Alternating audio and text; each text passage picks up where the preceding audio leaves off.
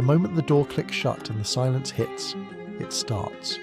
That cold, creeping tightness in your chest that forces you to reach for your phone, turn on the TV, or text someone, anyone, just to drown out the deafening roar of your own thoughts. You tell yourself you're just a people person, but the truth is much darker.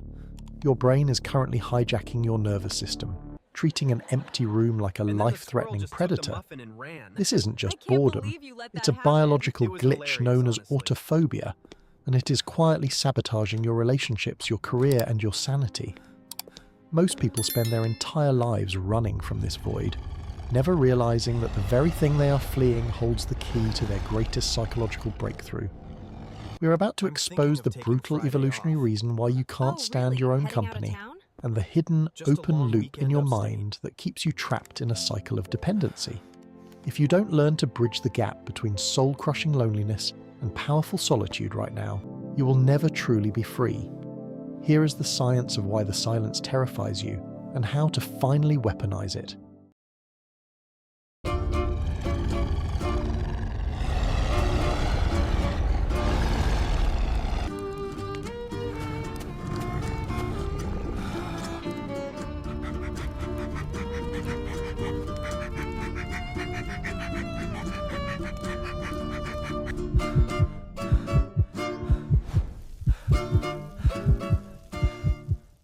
To understand why that silence feels like a physical weight, we have to look back 50,000 years.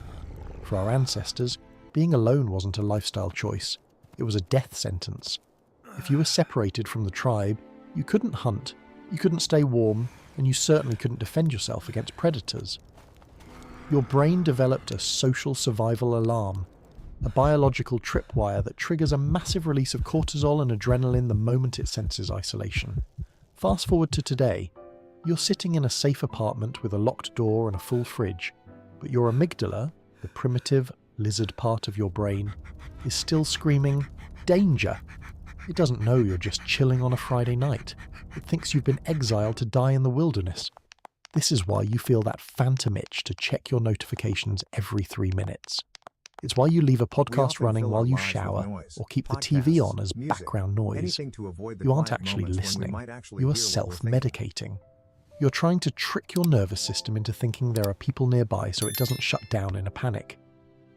But this constant state of low-level flight or fight mode is exhausting. It's draining your focus, killing your creativity, and making you an addict to external validation. Think about the collateral damage. Because you can't stand the silence, you might stay in toxic relationships just to avoid an empty bed. You might jump from one distraction to the next, never staying still long enough to figure out what you actually want out of life.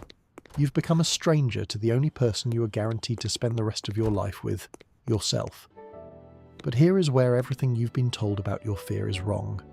We've been taught that the goal is to cure loneliness by finding more people or staying busier. But what if the void you're running from isn't actually empty?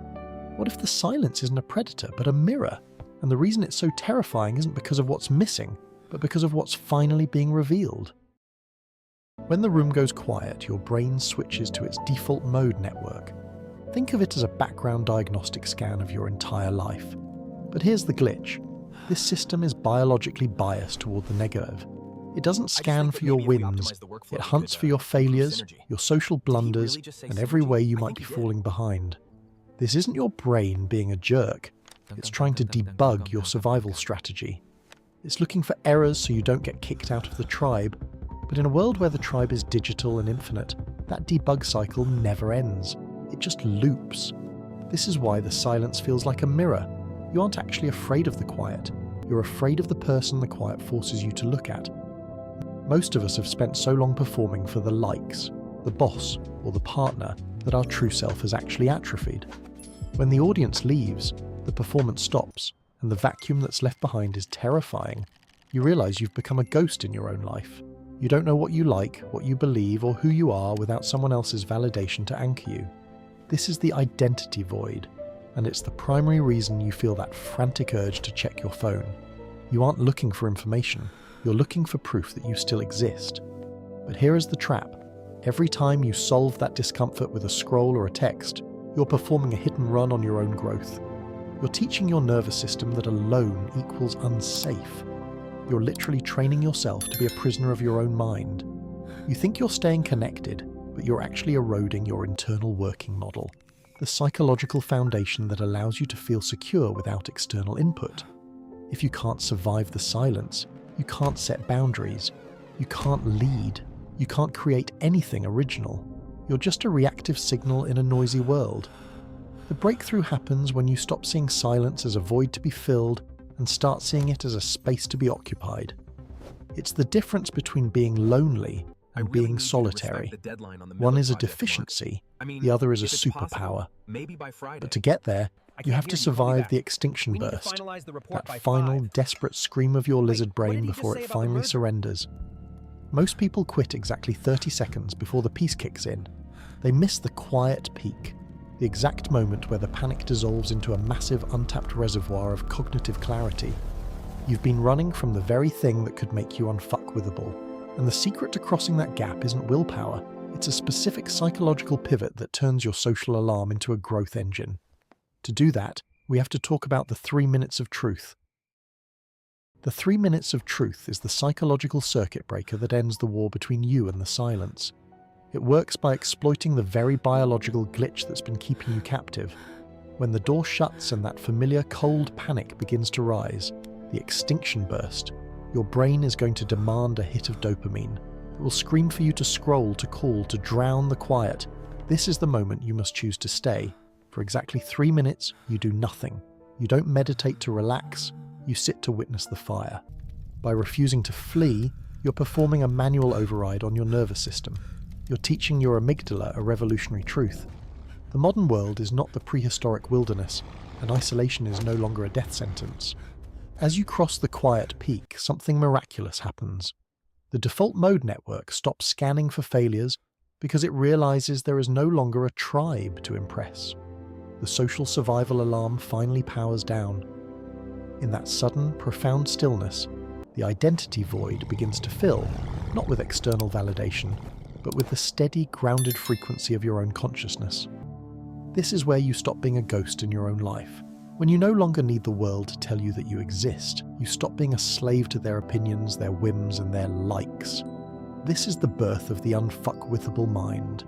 Solitude is not the absence of people, it is the presence of self. By mastering the silence, you aren't just coping with being alone. You're reclaiming the throne of your own internal world.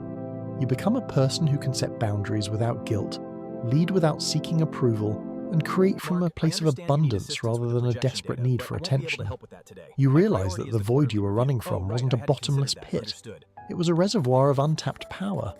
The silence is no longer a predator. It is your sanctuary.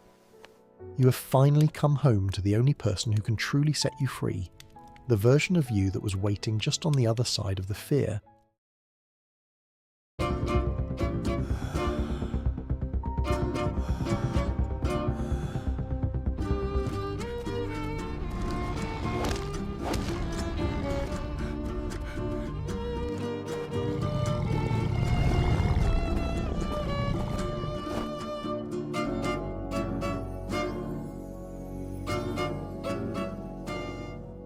You've just unlocked the first gate to your internal sovereignty, but the world outside that door is still a 24/7 noise machine, specifically engineered to breach your walls and drag you back into the identity void.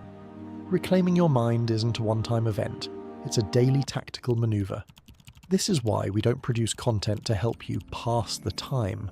We build tools to help you master it. If you've decided that being unfuckwithable is no longer optional, then you need to align your digital environment with your new psychological architecture. By joining this circle, you are signaling to your nervous system that you are committed to high-signal growth over low-level distraction. Don't just watch the next video.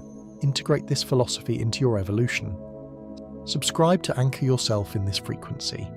The silence is no longer your enemy. Now, let's make it your greatest weapon.